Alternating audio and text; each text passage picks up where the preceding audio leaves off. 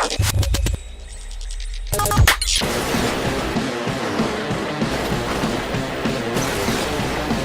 first MotorStorm was much loved by early adopters of the PS3. It had amazing graphics, spectacular crashes, and mud, lots of mud. Pacific Rift aims to take that mantle up and expand upon the original design in very interesting ways.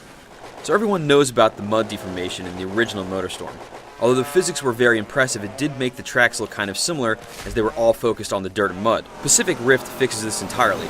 Since it takes place on an island, many different environmental hazards are thrown into the mix. For example, water is a big consideration now. On one hand, it slows you down, but it also cools down your boost gauge very quickly, so you have to weigh the risk versus the reward. In the same vein, fire can also overheat your boost gauge prematurely, but finding a water source will help you out, even if you have to spend extra time to get to it. Finally, dense forests are filled with branches and foliage that want nothing more to wreak havoc on smaller vehicles. This very terrain was much needed in the MotorStorm franchise, and the track design complements it very nicely. There are 2 times the courses this time around, and alternate routes and treacherous shortcuts are everywhere. There is a slight problem with this in that some of the pathways aren't incredibly clear, and you'll find yourself going the wrong way or off the side of a cliff the first time you take on a track. So you'll need a bit of practice at each course before you can really start getting aggressive. Another interesting layer of strategy comes from picking different kinds of vehicles. This is tied to the environmental hazards. For example, tree branches or logs might bat a motorcyclist off easily, while a monster truck can just barrel through them unhindered. All of these vehicles handle differently have pros and cons to them. The bigger rides are slow but will trounce the smaller ones, while the smaller vehicles are more nimble and have easier access to more paths. The differences here are even more pronounced than what we saw in the first game, which is great.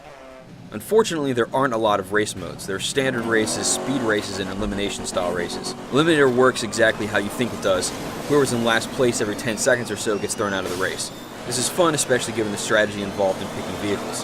However, the speed events are a different story. These are checkpoint-based races. It's just you trying to hit all the checkpoints before time runs out. The problem is that you only see one checkpoint at a time, with the next one not appearing until you've hit the current one, and some of them are pretty close together. This can lead you to missing checkpoints completely because you don't have time to react, especially if you're using boost. The controls are generally good, but the vehicles still slide around a little more than they probably should. The main gameplay mechanic of switching between boost and braking is still in full effect, and that's still awesome. A number of the presentation aspects from the last game have been greatly improved. Load times are cut down a good bit since the vehicle selection screen has been streamlined. Split screen racing also makes an appearance this time around with support for up to 4 players, and it actually works quite well. MotorStorm Pacific Rift is certainly a worthy follow-up to one of the most chaotic racers we've ever seen.